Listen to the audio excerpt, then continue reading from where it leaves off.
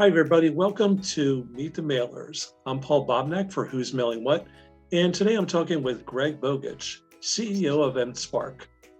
Before we get started, keep in mind that you can join our conversation by commenting in the box below.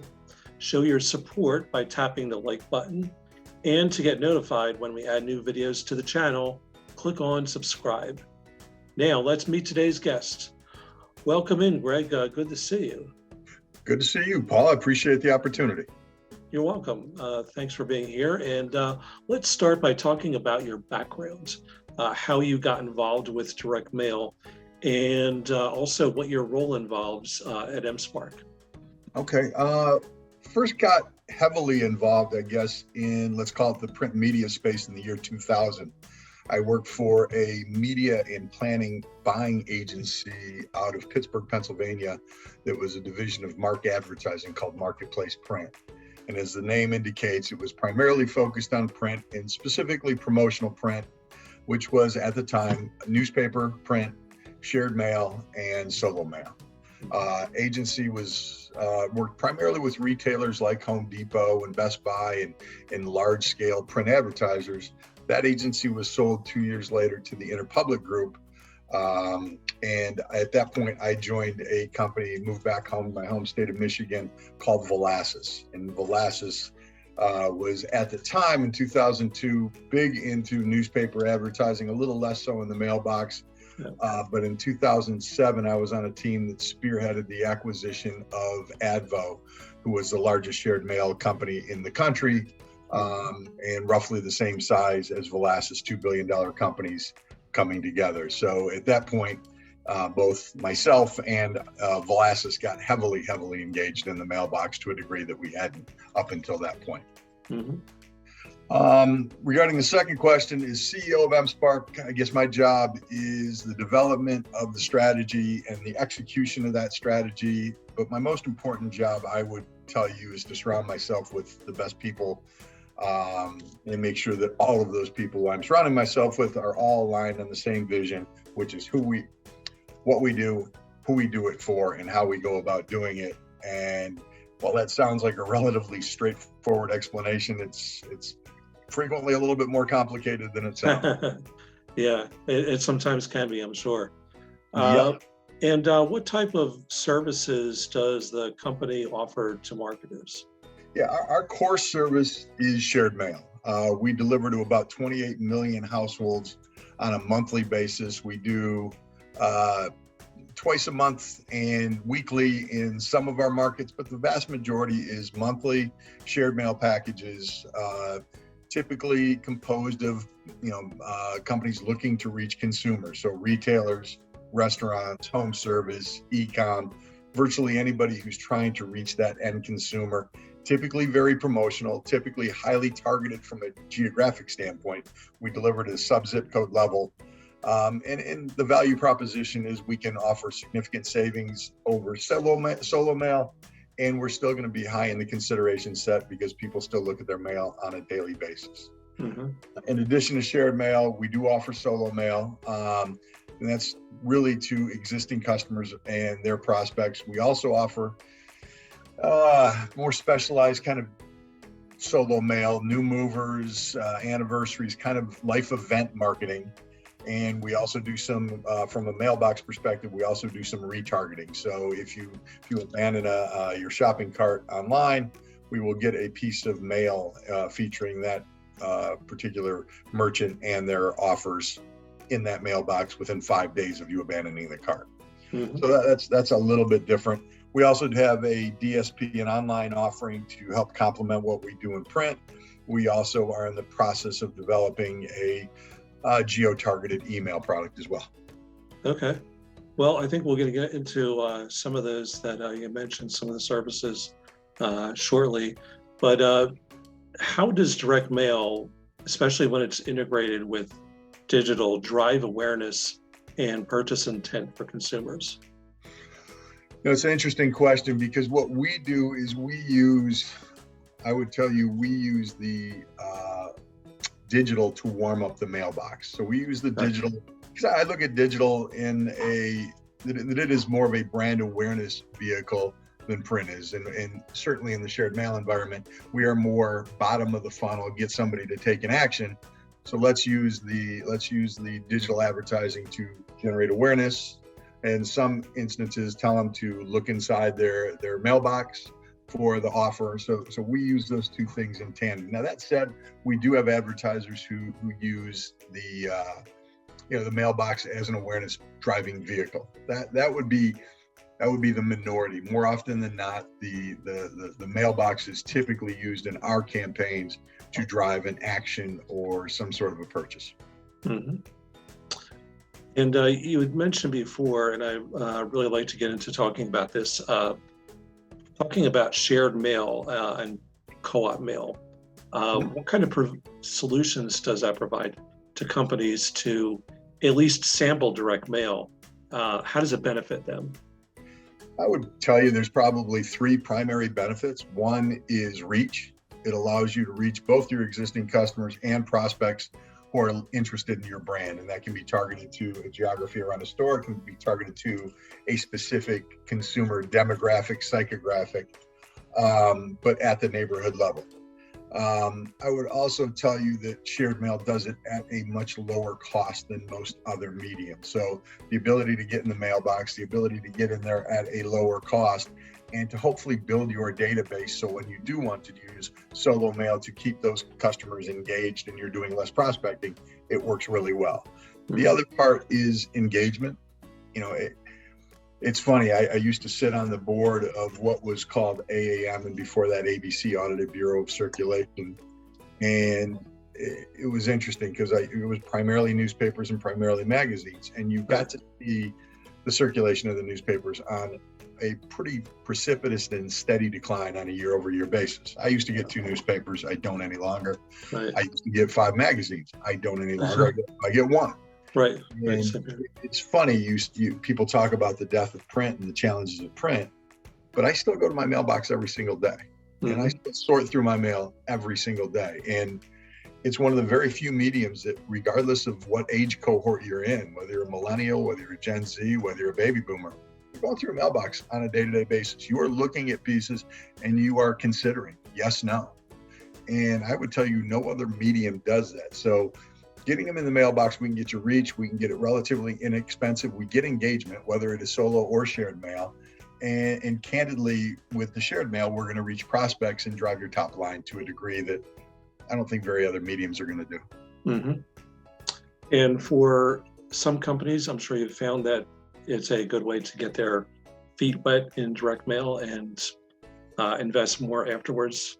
Yeah, you know what? It's funny. We have on our board at our company, we have a gentleman who serves on the board who runs a relatively large solo mail company, and business has never been better. Results have never been better. Mm-hmm. It just works. So yeah, if we can, stick their toe in the water, if you will, it generally proves beneficial. As long as they know what they're measuring for at the front end, we typically can deliver a top line result. Mm-hmm. Why are new movers such great prospects for marketers? There was I don't know if you're an avid reader, I'm an avid reader, but there was a book written by a guy named Charles Duhigg, who I think was a New York Times writer, and it was called The Power of Habit. So reaching a consumer who's just moved in, I guess puts you in the right position to establish new habits with those consumers, right? I'm coming into a new home, I'm predisposed to make purchases. I got to furnish it. I got to figure out who's going to cut the lawn in some instances. I have to figure out where I'm going to buy my groceries.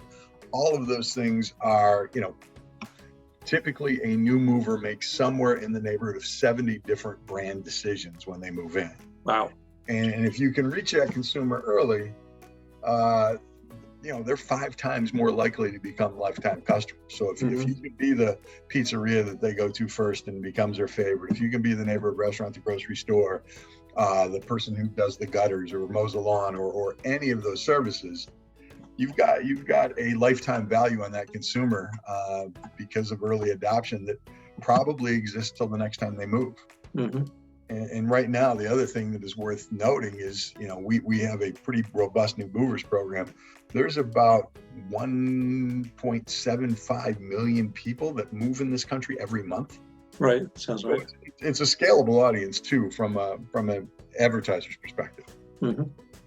So I think there's a lot of reasons, but top among them is a new customer with a very high lifetime value if you do it right. Mm-hmm. How do you use geo-marketing to target the right audience with shared mail? And do you use it in solo direct mail? Yeah, so we certainly use it in the shared mail space to a greater degree than we do in the solo mail space. The shared mail space is, a lot of our customer set is brick and mortar.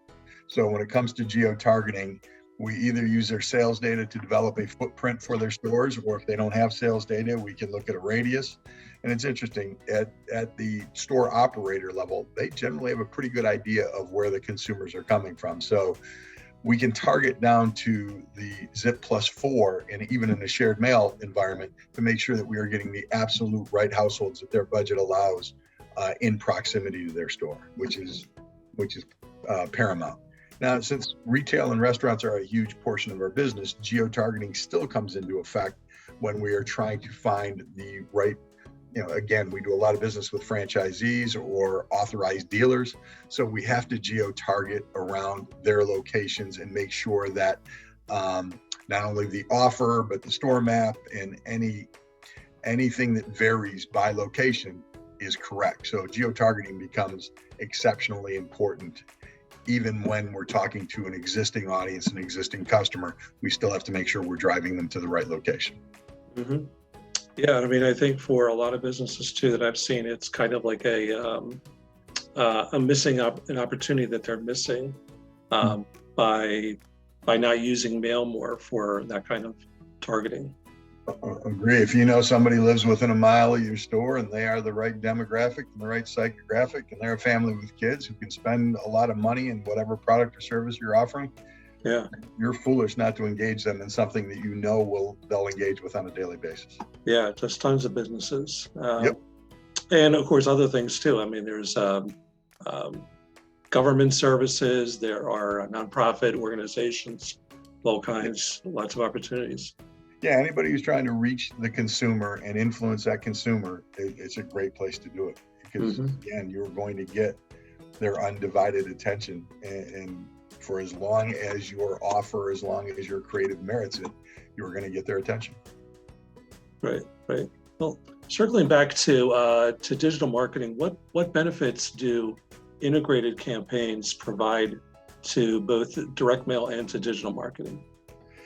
Yeah, I look at digital campaigns, like I said, do a great job of generating awareness, and sometimes do a great job of making the register ring. But to be honest with you, if you're not using multiple channels to reach consumers, you're probably doing it incorrectly, right? I know that I will get some level of engagement, but if I can generate awareness, if I can generate a predisposition to a brand by hitting them with not only digital, but potentially, other medium, potentially, out of home on a billboard, or there's 1,000 ways to reach people. Now, what you have to do is identify who's the target, what medias do they engage with, and how often they engage with them, but always having as a staple the mailbox as something that everyone is engaging with. So how you integrate digital, again, you look at younger consumers, they're going to spend more time on device. And if I can geo-target the device close to my store, and that is a target audience, and then I can put an offer in the mailbox to them, it works really, really well. Mm-hmm. Yeah, especially with like retargeting, as you mentioned before. Yep. Yeah, and then you have technologies like QR codes that allow them to work seamlessly, right? I can put a QR code and make additional offers available to a consumer who's engaging with the print piece. Mm-hmm. So it really is a two-way street, but it's reaching the consumer kind of in multiple ways, and integrating that to make sure that when they're ready to take action, you're in front of them. Right, you're there where they are. Yeah, and when they're ready, right? Because the world is a thin market. When I need pizza, we have it in some way, shape, or form. Yeah, exactly. Yeah, and there's no really bad time for that, I think. No, tonight. Yeah. So talking about direct mail in general, what do you think is the best value proposition for direct mail? Why does it still work so well? I think it's what we talked about a little bit earlier. It's the fact that the engagement level is high. It is the fact that virtually every household in this country has to look at, engage, and consider what they get in their mailbox. Right. And if you can name another medium that does that, because television doesn't, internet doesn't, most other mediums, there are ways to technologically circumvent advertising. Mm-hmm. And this is one where you not only don't circumvent, you absolutely engage. And most people, it's wanted. Most people want to see, it's a little bit of a, hey, what's in my mailbox today kind of a thing. It doesn't mean we don't get stuff we don't want, because we all do, but we all get stuff we want too. Right. I don't think you can say that about any other medium. Right. And I think too is that it's a little bit more difficult to shut off and to push aside than simply looking away, which you do with electronic media, or like you mentioned, like out-of-home billboards. You just physically look away, but if you have a piece of mail in your hand, you have to take some sort of an action to. You have to consider it, and you're right. Most other advertising, it's there in the background, and it has not got your attention, and it's not got a level of engagement. And that can be out of home, that can be an ad on television, that can be virtually any kind of ad that you just you see it, but you don't pay any attention to it. And you see it, and you have to pay attention, because you have to make a decision based on what you got. Right. Well, what kind of trends do you see unfolding in direct mail for the rest of this year and going into next year, considering all the challenges going on in the environment today? There are some challenges, right? There are challenges as it relates primarily to supply chain and paper and availability and all of those things. And obviously the USPS has some of its own challenges, but I see the trends being more and more targeting, who can do a better job of identifying and qualifying the right prospects, and being smarter about data. Because, if you look at what's going on with personal information, especially from an online advertising standpoint, it's getting harder. Mm-hmm. And with the mailbox, it isn't getting any harder. It's not getting any easier, but it isn't getting any harder. It's a matter of figuring out how to curate the data that you have and how to apply it. I think that's one way to win. And then I think other things that you'll see are, you'll see more sophistication as it relates to offers, as it relates to offer measurement, as it relates to format measurement. The fact is, we are much better equipped to understand what is working and what is not working in a more timely fashion than we've ever been. So I think that learn-do loop will get people even smarter who are using the medium as a way to reach and engage and activate customers. Awesome. Well, I think that's a great note to finish on today. Thanks again for being with us here today, Greg. How can people find out more about Mspark for a consultation or partnership, perhaps? Just go to Mspark, MSPARK.com. Okay. And let us know, and we'll be more than happy to reach out. Hey, awesome. Again, thank you for being here today, and thank all of you out there for joining us. And remember that you can join our conversation by commenting below.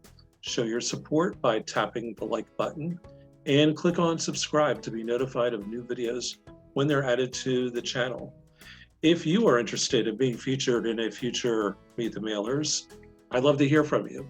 So my contact information can be found in the paragraph below by tapping Show More. Thanks for watching Meet the Mailers, and see you next time.